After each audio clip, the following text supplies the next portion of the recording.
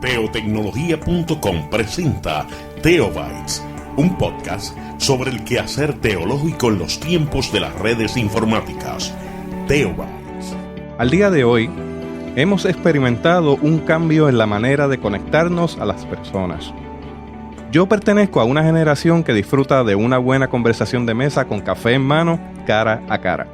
Pero lo cierto es que la comunicación al nivel de individuos y al nivel de instituciones ha ido evolucionando. Por ejemplo, en el 2013 se entendía que cada institución puede tener una presencia digital. En el 2014 se hablaba de una relación fuera de línea, es decir, una relación interrumpida. Y se hablaba también de una relación en línea o una relación ininterrumpida. En el 2015 se hablaba de ampliar las fronteras de una institución a un espacio digital sin fronteras. Al día de hoy, 2016, el tema de discusión es que una institución con presencia digital debería poner a la gente primero. Es decir, el primado de las personas en los tiempos de las redes informáticas. La pregunta ¿es posible formar una comunidad de fe virtual? Hoy en Teobytes. Busque una taza de café, de té o de chocolate y siéntese a la mesa con nosotros porque este tema será de gran bendición para su vida y a la vida de su iglesia. Saludos y bendiciones, les habla Jesús Rodríguez Cortés y les doy la bienvenida a esta edición de Teobytes. Nos acompaña el doctor Francisco Javier Goitía Padilla para dialogar sobre la comunidad de fe en un contexto global, particularmente desde una perspectiva tecnológica.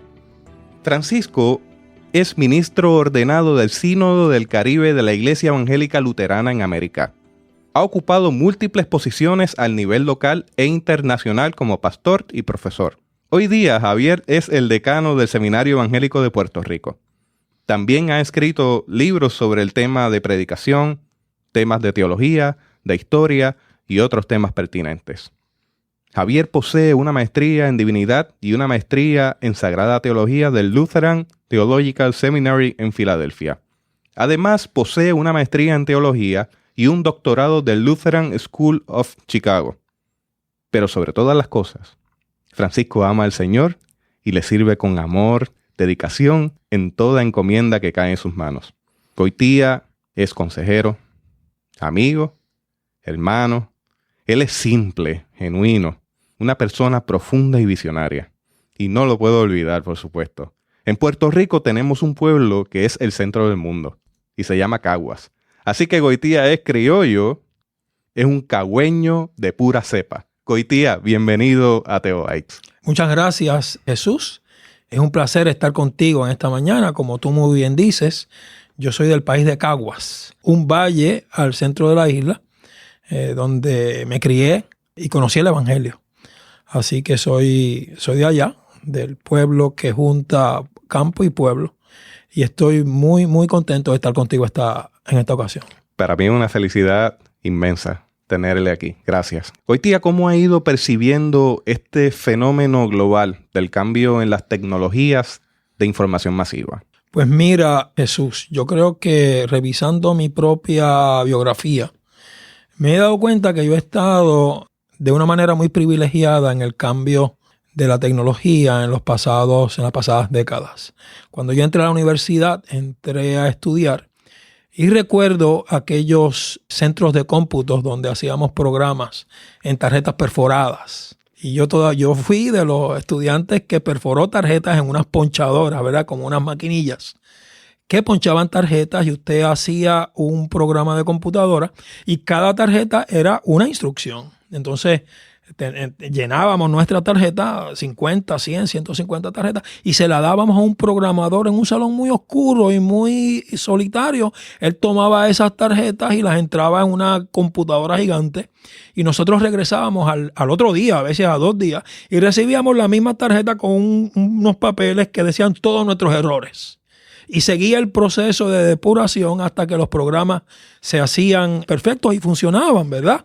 Yo empecé estudiando ingeniería, luego terminé estudiando teología, pero en esos inicios míos en la universidad, pues me familiaricé con ese proceso. Eso fueron en la última parte de los años 70 y en los En los principios de los 80, un primo mío al que yo amé entrañablemente, Héctor Jiménez, una de las personas que trajo a Puerto Rico la franquicia de Apple, de las microcomputadoras Apple. Y en virtud de 3 o 4 años, yo pasé de aquellas tarjetas perforadas y de unos centros de cómputos muy solitarios y muy grandes a tener en el escritorio una pequeña computadora que hacía cosas inimaginadas, ¿verdad? Empezamos con las Apple de 64K y discos, unos disquitos de 5 1/4 pulgadas, ¿verdad? Hechos como en carbón. Esa es la época donde 64K era suficiente para salvar el mundo. Era suficiente, exactamente. Después subimos a 128K, 256K y llegó la Lisa, que nadie se acuerda de la Lisa, que fue uno de los primeros experimentos de la Apple, después de la Apple II, y llegó después la famosa Macintosh. Recuerdo que teníamos un vecino ingeniero que tenía un delineante que le hacía los planos de todas sus mesuras para construir en ingeniería. Y llegó a nuestra oficina y nos dijo, yo quisiera ver cómo la tecnología me ayuda. Y nosotros le investigamos y le conseguimos un programa de computadoras que le hacía la mesura. Y le compramos un printer enorme que se llaman plotters, ¿verdad? Uno printer que se dedica a hacer gráficas. Y yo recuerdo que yo mismo fui a San Juan a buscar el plotter al muelle. Y traigo aquellas unas cajas enormes. Ponemos su sistema de computadora con una Apple II, le ponemos un plotter. Él entra a la data, se tardó como 3 horas y aquello empezó a printear líneas y líneas y líneas. Cuando termina el proceso tiene el plano con toda la mesura de lo que él hizo. Él lo vio y dije, con estas 3 horas ya yo pagué el sistema completo. Wow. Y la automatización de ese proceso, verlo, fue una cosa maravillosa. De esa manera, yo terminé haciendo un bachillerato en ciencias de computadora y me inmiscuyo en el asunto de la programación, programar los microprocesadores 8088, 8086 y toda esa área tecnológica, pero ver cómo con una velocidad espantosa vamos creciendo en el desarrollo de la tecnología y va el ser humano involucrándose con la tecnología sin darse cuenta. Luego, pues, verdad, la vida me lleva por el camino de la iglesia y ya no me acuerdo de casi nada de eso, pero la diferencia en mi vida, de 30 años, me ha llevado a ver el cambio tecnológico, las facilidades tecnológicas, las cosas que podemos hacer, que ahora las hacemos ni siquiera en una computadora, ahora las hacemos en un teléfono. Todo está integrado en aplicaciones. Para casi todo hay una aplicación. Exactamente. Y nos damos cuenta de que de algún modo la tecnología, por lo menos en el primer mundo, hay que ser muy honesto, es parte de nuestras vidas, se ha convertido en parte de nuestra ropa, de parte de nuestros movimientos. Y la iglesia lo ha ido con un poco más lento, ¿verdad? Lo ha ido asumiendo desde aquellas famosas expresiones de Gigi Ávila con relación a los televisores, que primero los declaraba las cajas del demonio y luego se convirtió en uno de los 2 seres humanos que mejor usó el medio. Gigi se convierte en tal vez en la persona que más seres humanos ha convertido, a la par y de la estatura de Billy Graham. Así que hemos visto en el transcurrir de unas décadas. Al día de hoy, en el pueblo de Utuado, en Puerto Rico, para los amigos que han seguido a Gigi Ávila desde Centroamérica y Suramérica y diferentes partes del mundo, yo he tenido el privilegio de ver la antena que Gigi mandó a construir. Ese ministerio construyó una antena de 500 pies de altura y parece la Torre Eiffel. Wow. Es una versión miniatura de la Torre Eiffel. Tiene 3 postes que se unen hasta 200 pies y de ahí en adelante comienza a subir hasta los 500 pies con un domo en el centro. Es la antena más grande y majestuosa que existe en Puerto Rico y desde ahí se transmitía todo. Al día de hoy, las compañías de telecomunicaciones en Puerto Rico algún contacto tiene con la torre que construyó Gigi Ávila. Y vemos cómo Gigi, y dentro de unos minutos vamos a hablar de cómo se usa, la tecnología se ha desarrollado relacionada a la historia de la iglesia, pero vemos cómo Gigi utiliza el medio para hacer presencia. en lugares donde Él no está físicamente. Y la presencia de Guille, donde no está físicamente. La voz de Guille, donde no está físicamente. Hace comunidad, hizo comunidad y creó iglesia. Predicó, proclamó el evangelio. De alguna manera la iglesia, siguiendo unos pasos tal vez tímidos pero seguros a través de 2000 años, ha ido trayendo a su seno el fruto de la tecnología, de la misma manera que críticamente ha ido trayendo todo lo que necesita de su medio ambiente para poder proclamar. Mi vida entonces, Jesús, cuando reflexiono acerca de la manera en que el Señor me ha empujado a veces y me ha llevado a veces, pero siempre me ha acompañado, yo he podido ver, he sido testigo de todo este movimiento tecnológico y cómo, aún frente a los desafíos y los retos que nos presenta, sus posibilidades son inmensas. Me llamó la atención algo de lo que estaba mencionando hace un momento. Y es sobre esta visión tecnológica que pertenece a un primer mundo. Mencionando esto, entonces estamos afirmando que existe una división, que existe una brecha tecnológica que margina a gente que se encuentran en otros niveles económicos y cognitivos a nivel del mundo. Voy por aquí con este comentario. Esta mañana estaba leyendo, la tecnología informática ha ido marginando gente de estratas sociales distintas y que en el mundo hay más hombres que mujeres conectados a ese sistema informático, creando unas diferencias bien marcadas en la población, en la comunidad. ¿Qué opina de eso? ¿Cómo usted lo ve? Bueno, Jesús, una persona puede usar un martillo para construir una casa o puede usar un martillo para darle por la cabeza a alguien y asesinarlo. Y el martillo es tecnología. Ese es el mismo desafío, ese es el mismo peligro que posee el mundo virtual y el mundo tecnológico, ¿verdad? Que siempre va a estar a expensas de ser mal utilizado, está a expensas de ser controlado, acaparado. Debemos tener mucho cuidado cuando nos involucramos en el medio, un llamado ético al uso de la tecnología que no podemos descartar.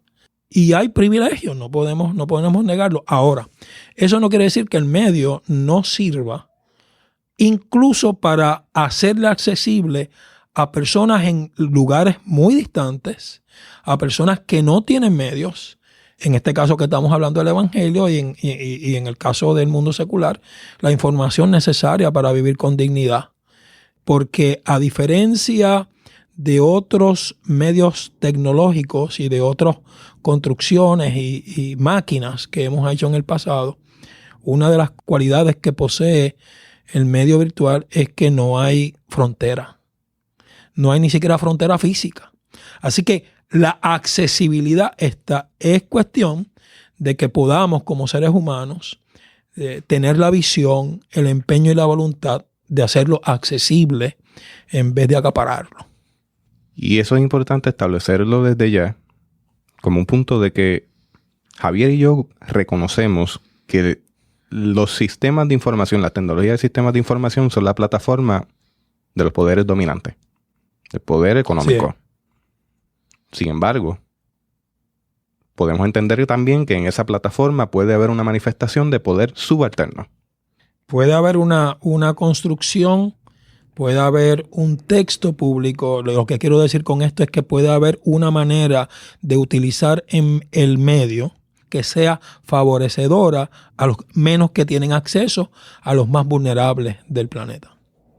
Y reconociendo esas limitaciones y las bondades que el medio nos da, mencionamos al principio que se está hablando al día de hoy de que la gente lleva el primado a través de los medios. La gente primero. Por lo tanto, estamos hablando de comunidad en un mundo cibernético. ¿Por qué una comunidad de fe virtual? ¿Por qué no? ¿Verdad? Yo creo que la pregunta dirige la conversación. Entonces la pregunta es ¿por qué no? Fíjate, reflexionando para esta reunión tan importante que tenemos en estos momentos, yo pensaba en un tiempo que viví en Chicago estudiando mi doctorado y cerca de donde yo estudiaba en Hyde Park, en la ciudad de Chicago, en la parte sur, está el museo, el Oriental Museum, Museo Oriental, que es uno de los lugares que tiene el catálogo de artefactos de las civilizaciones del Mediterráneo, el caldo donde surge Occidente, más grande del mundo. Y yo fui 1 o 2 veces, ¿verdad?, a verlo, porque me gustaba, ¿verdad?, la relación bíblica con la parte geográfica de la cuenca del Mediterráneo y algunas de las civilizaciones que están presentes en las escrituras, especialmente en el Antiguo Testamento. Los sumerios, los egipcios, todo ese tipo de cosas. Y entonces dan cuenta, el museo da cuentas de un fenómeno de unas civilizaciones que permite que nosotros las conozcamos. Y es la capacidad de escribir, que es tecnología. O sea, conocemos estas civilizaciones a diferencia de otras, porque éstas desarrollaron la capacidad de escribir. Y por el uso de esa tecnología nosotros sabemos un sinnúmero de cosas. Ahora, había un cilindro muy grande de una civilización, si mal no recuerdo son los sumerios, un cilindro que pesaba toneladas, ¿verdad? Si mal no recuerdo tenía como 2 o 3 pies de ancho, no hay circunferencia de ancho, y como 10 o 12 pies de alto. Y ahí estaba escrita toda la historia de esa civilización. De igual manera conocemos la civilización de los egipcios, que también escribieron en las paredes de las tumbas, en las paredes de sus ciudades, y desarrollaron esa tecnología de tal manera que nosotros los conozcamos. La diferencia es que llevarse ese cilindro y transportarlo de un lugar a otro es un poco complicado.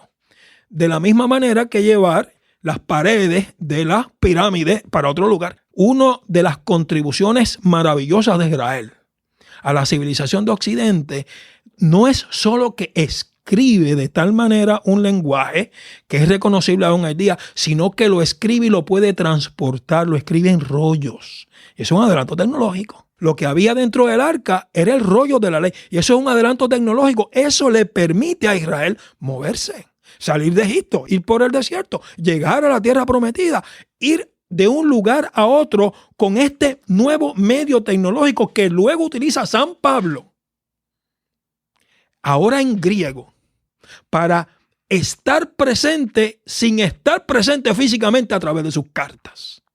Así que en medio de la escritura, en medio del rollo, que es un adelanto de aquellas civilizaciones de la cuenca del Mediterráneo, le permite al evangelio, a través de la escritura y el rollo, estar sin estar.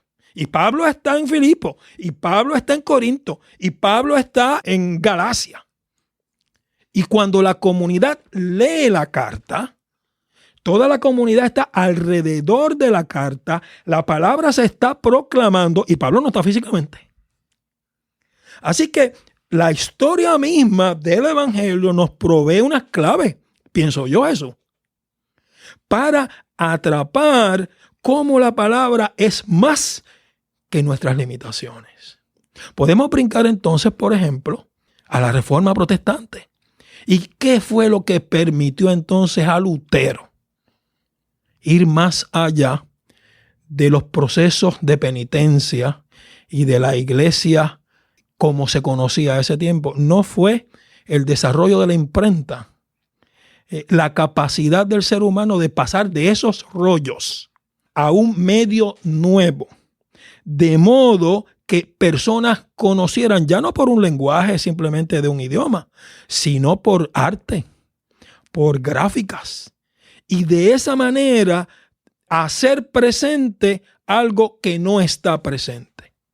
Si uno sigue el desarrollo del medio, de la manera en que la palabra ha utilizado los medios disponibles para hacer presente y hacer comunidad, nos damos cuenta que tal vez estemos ahora nosotros y nosotras en un tiempo parecido al cambio de las paredes y los cilindros a los rollos en el tiempo de Israel. Estemos en un tiempo parecido al cambio de los rollos a los libros y los tratados en el tiempo de la Reforma. Y entonces aquellos cilindros y paredes que se convirtieron en rollos, que luego se convirtieron en libros, ahora se están convirtiendo en ceros y unos. Y los ceros y unos se transportan a través de paquetes. A través de paquetes. Se llama encapsulación. Se encapsula la información en formato de 0 y 1 y se lleva. Estamos hablando de la posibilidad de un espacio virtual. ¿Cómo se sustenta ese espacio virtual desde una postura teológica y una doctrina saludable? Ahí es donde la puerca tuerce el rabo. Ya regresamos con más de Teobytes.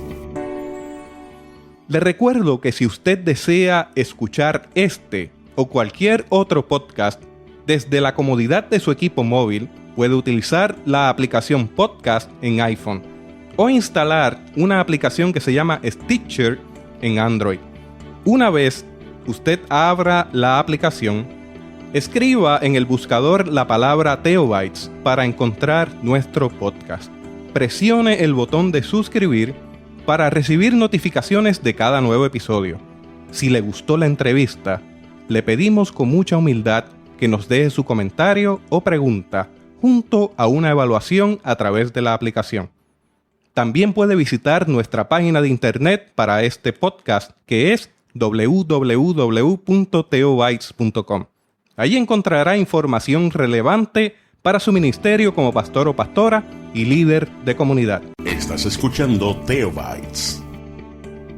Ahí es donde nosotros necesitamos ser muy cuidadosos.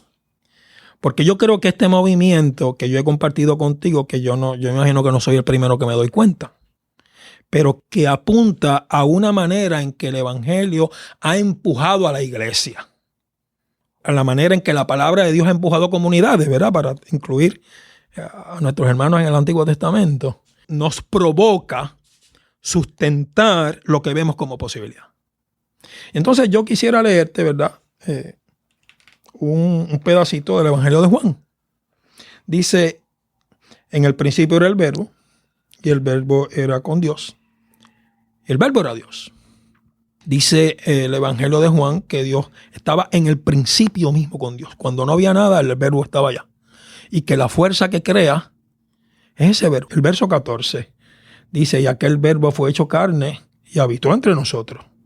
Y vimos su gloria, gloria como del unigénito del Padre, lleno de gracia y de verdad. Y yo creo que el Evangelio de Juan lo que documenta es la posibilidad de Dios de hacerse accesible en los medios que los seres humanos conocemos. Eso se llama la encarnación. La palabra de Dios plena es capaz de habitar lo humano. Es capaz de habitar la historia, es capaz de habitar los huesos, los músculos, los pulmones, el cerebro, porque Jesús, la palabra de Dios, Jesús se encarnó. Jesús tuvo ombligo. Jesús nació como cualquier ser humano. Así que la plenitud de la palabra de Dios fue capaz de habitar el pesebre. Dentro de mi tradición luterana hay una frase muy importante que se llama finitum capax infinitum. Lo infinito, la plenitud de Dios es capaz de habitar por amor y para gracia lo finito. Y yo creo que si seguimos la clave de esta manera en que la tecnología ha permitido a la iglesia expandirse y reclamamos esta capacidad divina de habitar lo terrenal, lo que producimos, donde vivimos, vamos a encontrar una beta teológica para sustentar la presencia de la palabra de Dios en el medio virtual. Phil Hefner es un teólogo a quien conozco, me dio clases allá en el seminario de la Escuela de Teología en Chicago. Uno de mis favoritos. Y lo aprecio mucho. Y tiene un libro que a mí me gusta mucho, se llama The Human Factor, Evolution, Culture and Religion, el factor humano, la evolución, la cultura y la religión. Y Philip ahí nos dice que el ser humano es una síntesis de genética y de cultura. La capacidad creadora de Dios ha sido plasmada en el ser humano, ya sea desde la creación misma, a pesar del pecado, dependiendo cuál es su teología, o ya sea desde la fe que recrea la imagen de Dios, ¿verdad?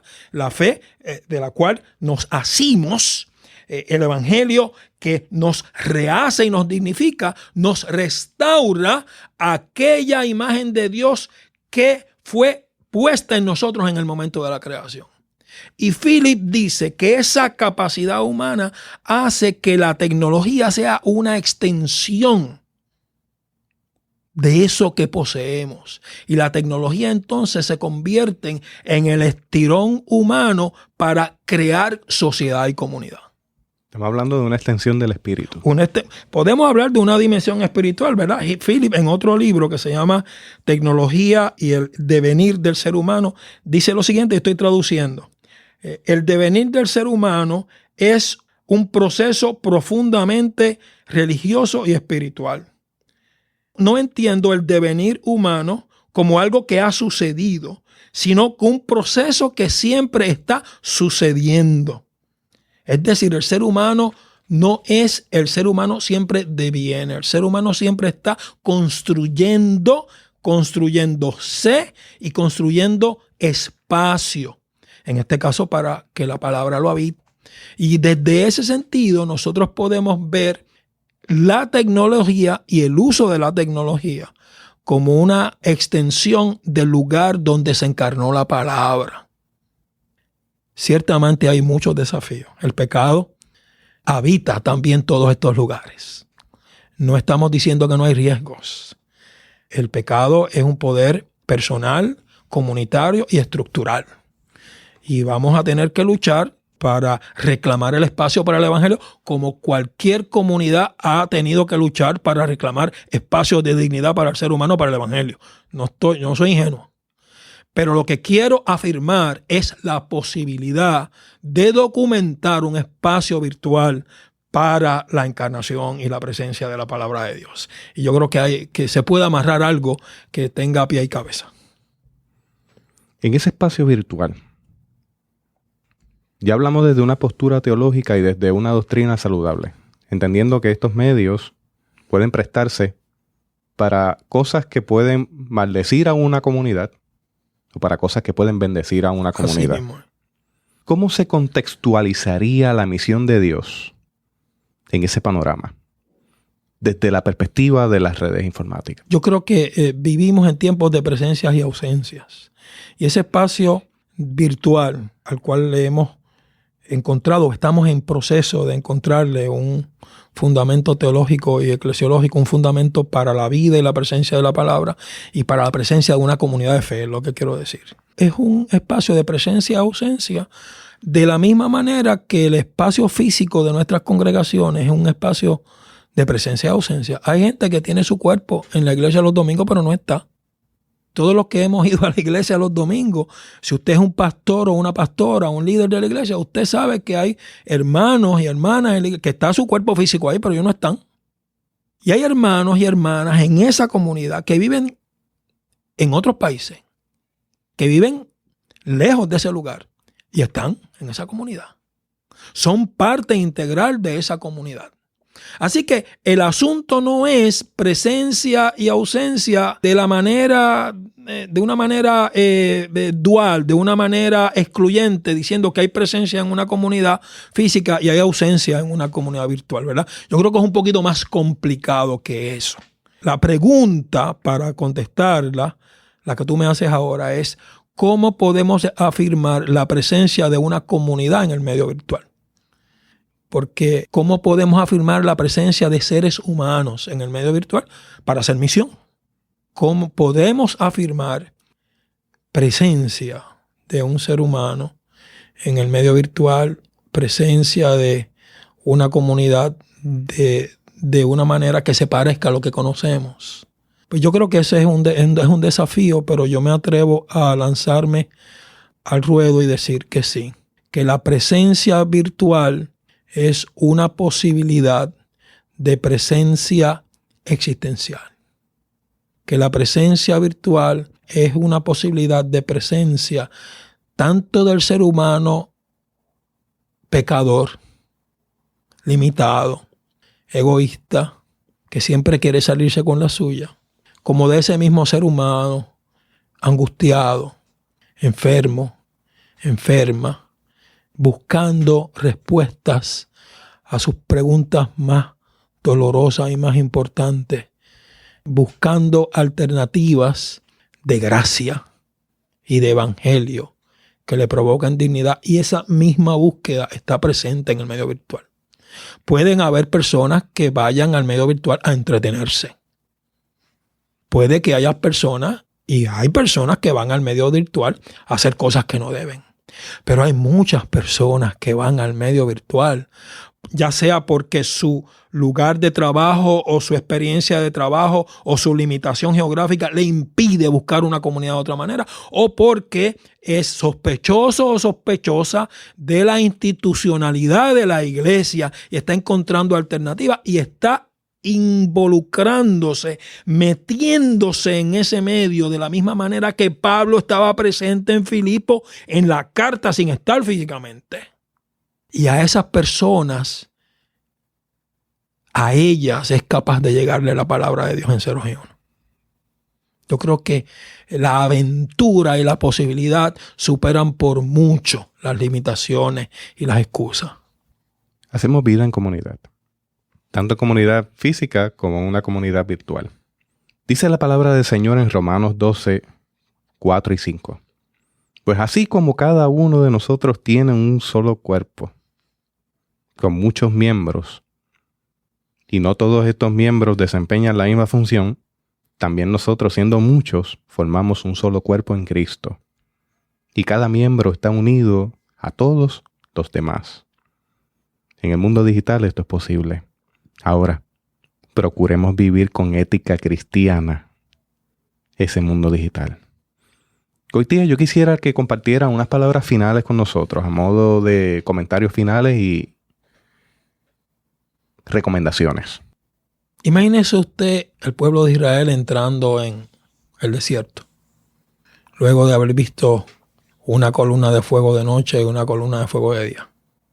Y entrar en el desierto, al desierto, ese relato fundacional del Antiguo Testamento. Y el desierto en el tiempo del desierto, ¿verdad? De Israel, no el desierto en el 2015. No hay energía eléctrica, no hay avenida, no hay edificio. A la oscuridad y el frío de la noche y al calor. Es una aventura de entrar a un lugar y no saber cuándo vamos a salir ni por dónde vamos a caminar. Imagina usted a San Pablo llegando a Damasco, ciego, siendo cargado por sus enemigos. Y de ahí lanzándose a lugares que nunca había visto, a pie y a caballo. Imagínese usted tantos cristianos y tantas cristianas que se lanzaron a aventuras donde lo único que conocían era una realidad muy limitada y la aventura misma le abrió significados y posibilidades inimaginadas. Ahí estamos. Ese es el mundo virtual. Por ahí nos vamos. Esta otra manera de ver esta aventura me la enseñó un amigo entrañable, se llama Orlando Laureano. Orlando Laureano es un músico exquisito de Puerto Rico, un cuatrista y un músico a quien yo aprecio mucho y es mi amigo. Y cuando ambos teníamos pelo y pensábamos menos, allá en los campamentos de verano en Dorado, un día estábamos hablando y yo le decía, ¿por qué esto? ¿Por qué esto? ¿Por qué esto, Orlando? ¿Por qué esto, Orlando? Y él me dijo, Javier, ¿por qué no? ¿Por qué no? Es una pregunta con más posibilidades para lanzarnos a la aventura de la fe que ¿por qué? ¿Por qué presenta excusas? ¿Por qué no nos da aventura? Nos hace seguir la luz del Evangelio en medio de la oscuridad de la noche. Mi invitación es a que aceptemos el reto. Mi invitación es que en la medida que usted que me está escuchando pueda utilizar el medio, utilízalo. Ahora, mi invitación es que no debemos olvidar la pregunta ética y la responsabilidad que esto conlleva. Porque se nos va la vida. Es el evangelio de la vida. Así que siendo responsables de aquello que hacemos y de lo que no hacemos, convirtamos las paredes y los cilindros que se fueron cambiando a rollos. Convirtamos los rollos que se fueron cambiando a libros. Convirtamos los libros en un espacio nuevo virtual donde hay presencia de la palabra, hay presencia del humano y hay comunidad para declarar a Jesús como nuestro Salvador. Gracias, Goitía. Yo quisiera también que compartiera con nosotros un proyecto, un bebé que tiene en las manos recientemente. ¿Cuál es? Está la presencia digital, ¿ah? Con la ayuda de un amigo entrañable que tiene mucha paciencia conmigo, que se llama Jesús Rodríguez, y otros amigos y el apoyo de mi denominación, estamos lanzando un ministerio virtual. Se llama Nova Ruta. Tenemos una página www.novarruta.com y un espacio en Facebook que se llama Nuevas Rutas. Estamos en baby steps, ¿verdad? Estamos en pasos de bebé. Estamos intencionalmente siendo más cautelosos que de costumbre porque queremos que sea algo bonito, que sea algo inclusivo, que haya diversidad, que todo el mundo pueda entrar y que sea un lugar de experimentación y de búsqueda. Así que si usted está interesado, está interesada en buscar un espacio donde conversar, donde aprender, donde darnos un cafecito virtual, como el que nos damos aquí en Teobytes, www.novarruta.com.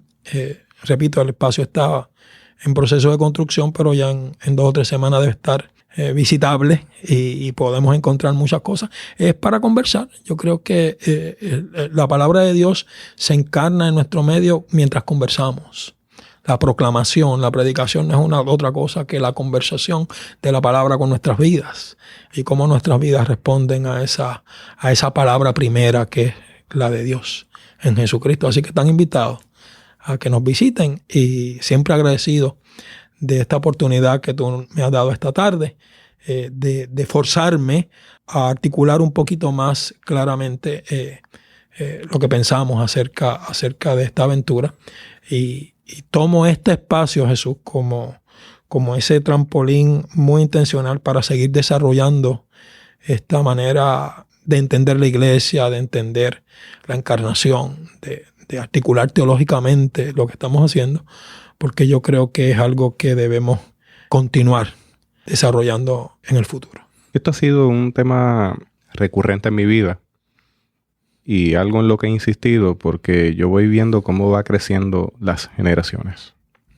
Y estas generaciones necesitan compañía de otras formas, a lo mejor distintas a las que usted y yo estamos acostumbrados. Estamos acostumbrados a una más auditiva presencial. Pero estas generaciones emergentes están conectados 24 horas al día, 7 días a la semana. En una imagen de campo de Puerto Rico, quizás para usted sea análogo en otro lugar del mundo, uno puede encontrar en alguna que otra finca o terreno para cultivar algo que llamamos una yunta de bueyes. Y esa yunta de bueyes consiste en un buey veterano y un buey novato, novicio. Y a ambos se le amarran el yugo. Lo van llevando entre dos. Uno, novicio, queriendo caminar rápido y terminar rápido y hacer las cosas con mucha fuerza.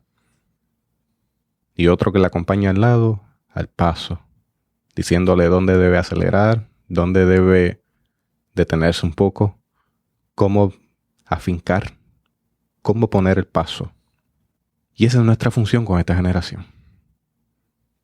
Yo pienso que debemos amarrarnos la yunta, amarrarnos a ese yugo con las generaciones emergentes y acompañarles en esta travesía.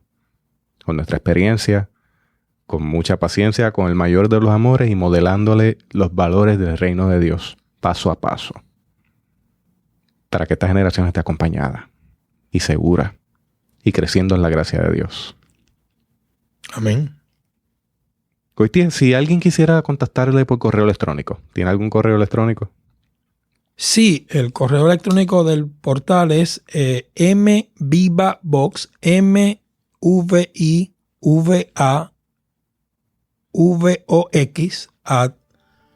@gmail.com. Mi correo personal en el seminario evangélico es drjgoitia@se-pr.edu. y mi correo personal, javiergoitia@aol.com. Una vez más, gracias por sacar este tiempo de su agenda ocupada. Para mí es un privilegio enorme. Ha sido un placer, Jesús, te escucho. Escuché el podcast de Pablo Jiménez, que estuvo excelente. Escuché el podcast de Juan Mejías, amigo, a quienes aprecio mucho. Así que me siento muy halagado de estar en esa compañía. Dios te bendiga mucho. Amén. Me hace muy feliz a mí. Hasta aquí esta edición de Teobytes. Gracias por darnos el privilegio de llegar hasta ustedes a través de las redes informáticas. Hasta el próximo episodio. Que la paz y la gracia de nuestro Señor Jesucristo sea con ustedes. Esto fue Teobytes, presentado por teotecnología.com, un podcast sobre el quehacer teológico en los tiempos de las redes informáticas.